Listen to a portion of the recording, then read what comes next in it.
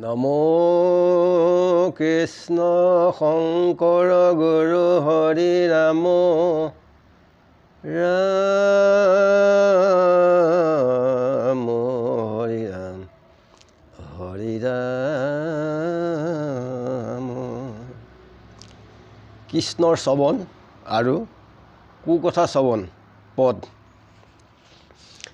ৰাম বিদুৰ বচনে লৈও বিহাৰ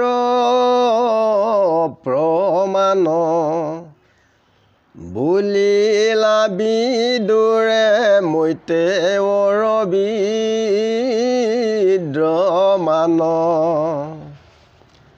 শুনিও মৈতেয় মোৰ যেনয় অভিমত যতে সূচনা আছে ইটো জগতত।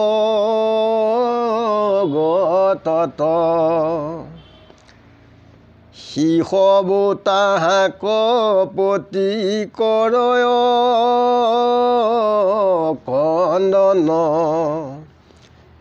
নজানিয়া কৃষ্ণ কথা নুশুনে যিজন। সিও বোলে মোক পতি নাকান্দ সদায় নজানো আমি একো শাস্ত্ৰয় অভিপ্ৰায়। তুমি আমি দুই আহা কান্দুতা কপতি সবে শাস্ত্ৰ তাত পৰ্যজানিয়া সম্প্ৰতি। তথাপি কৃষ্ণৰ কথা নকৰে শ্ৰৱণ মিছাত পঢ়িলে মাত্ৰ শাস্ত্ৰ সিটো জন। সমস্তে শাস্ত্ৰৰ সাৰ মাধৱৰ কথা তাহাকনো শুনি জন্ম কৰিলে কবিথা। অনেক জন্মৰ দুৰ্বাসনা আছে তাৰ তাতে সে কৰিলে কালে আয়ুৰ সংহাৰ। বাক্য মন শৰীৰৰ ব্যাপাৰ সকল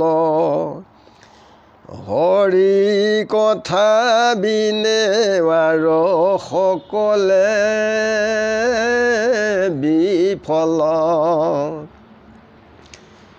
তাক পৰে জানিবা নাহিকে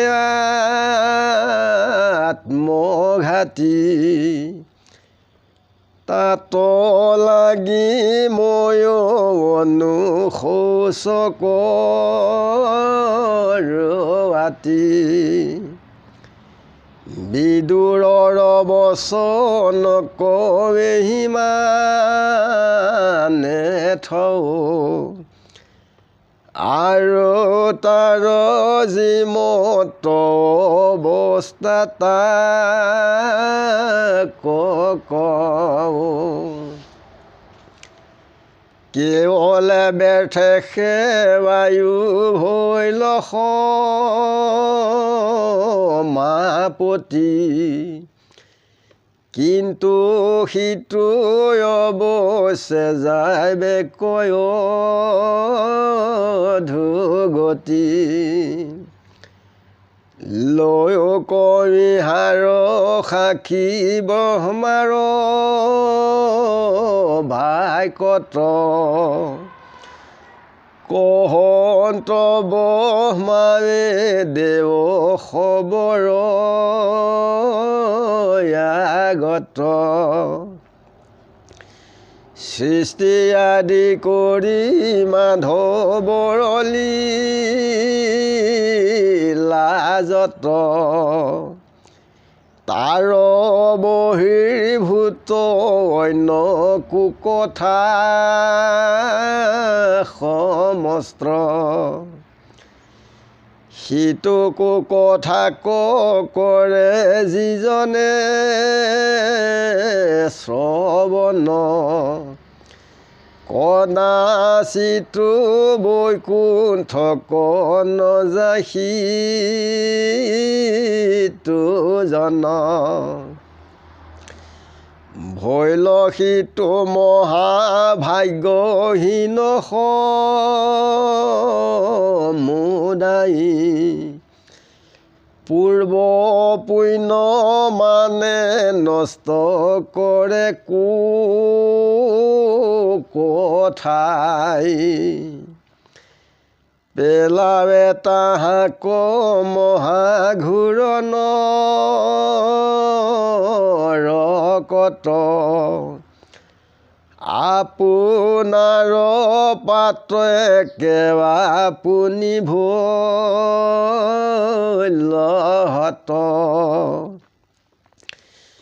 দেখাইল ব্ৰহ্মাৰ বাক্যে কুকথাৰ ফল শুনে মাধৱৰ কথা যাহাৰা সকল কহু তাৰ ফল স্পষ্ট তত্তৰ বচনি কৃষ্ণৰ আগত বাক্য বোলে তত্ৰগণি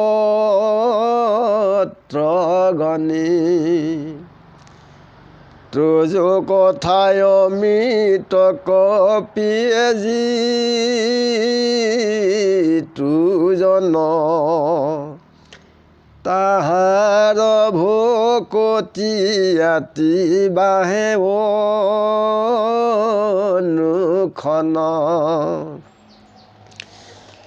হৈ চিত্ত শুদ্ধ মিলে আনন্দ সাক্ষাৎ হৈ নিৰ্মল বৃদ্ধ হৃদয় জাত তোমাৰ কৰুণা তাক মিলয় স্বভাৱী অনায়াসে সুখে গয়া বৈকুণ্ঠ পাবি।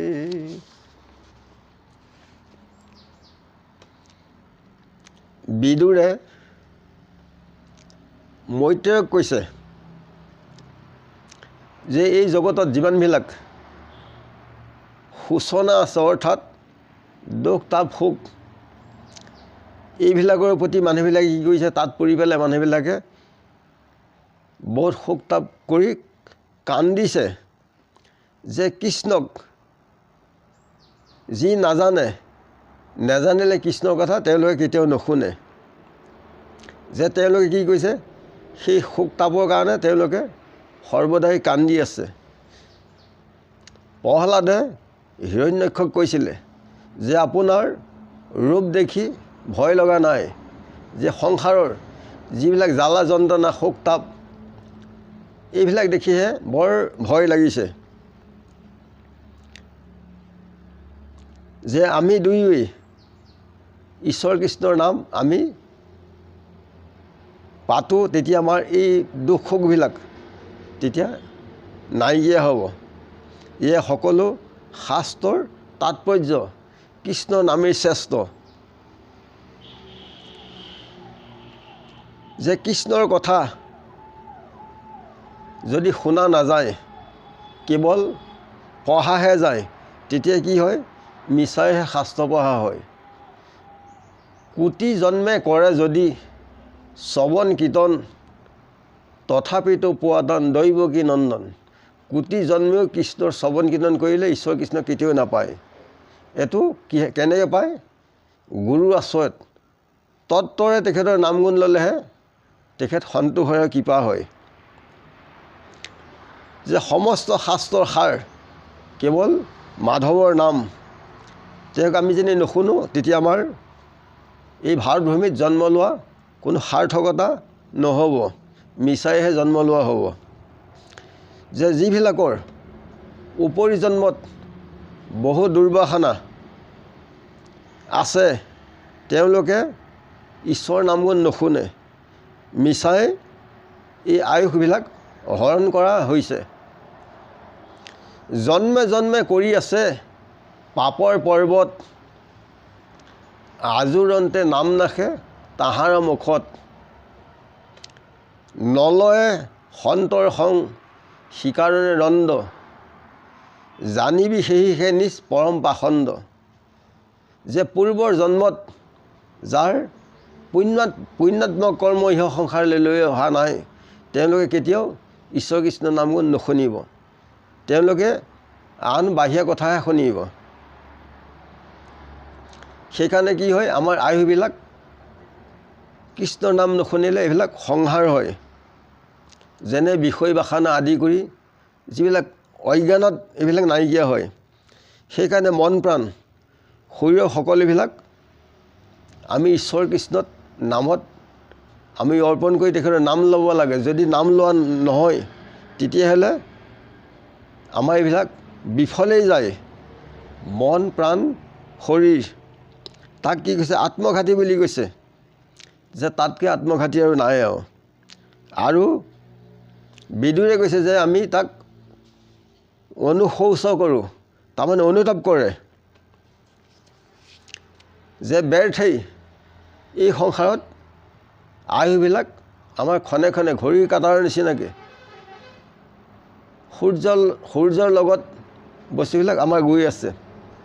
যে তেতিয়া আমি কি হ'ব লাগিব?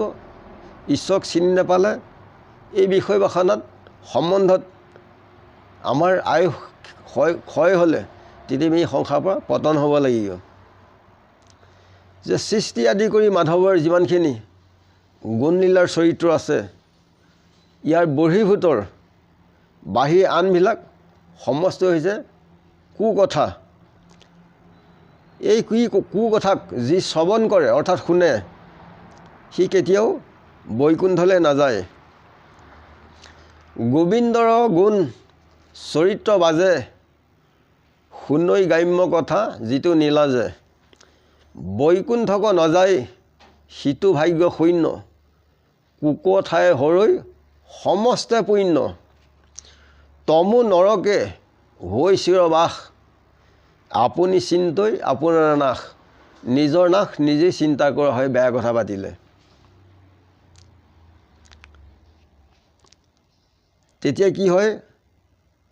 আমাক অধৰ্ম আৰু অসৎ ঘোৰ নৰক যান্তনাত আমাক নিকাৰভোন যায়। যে মাধৱৰ কৃষ্ণৰ নাম গুণ শুনিলে আমাৰ জীৱন সামফল হয়।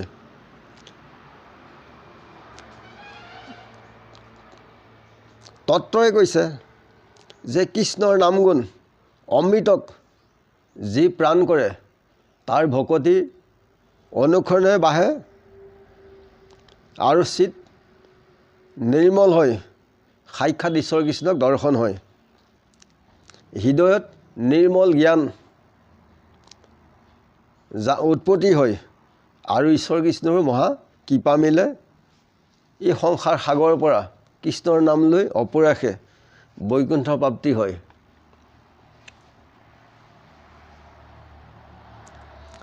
কুকথা কহয়ে যিটো এৰি হৰি কথা, যত পুণ্য কৰি থাকৈ সিও हुए বিঠা। তমো নৰকে পৰে দূতে ধৰি আনি, যিভাগ উভাৰৈ কাকে বজ্ৰতুণ্ড হানি।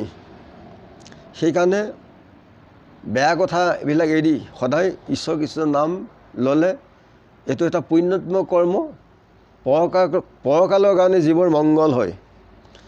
কহ মহন্তৰ সেৱা কৰিবাৰ ফল, কৃষ্ণ কথা শুনন্তেই চিতৰ গুছে মল।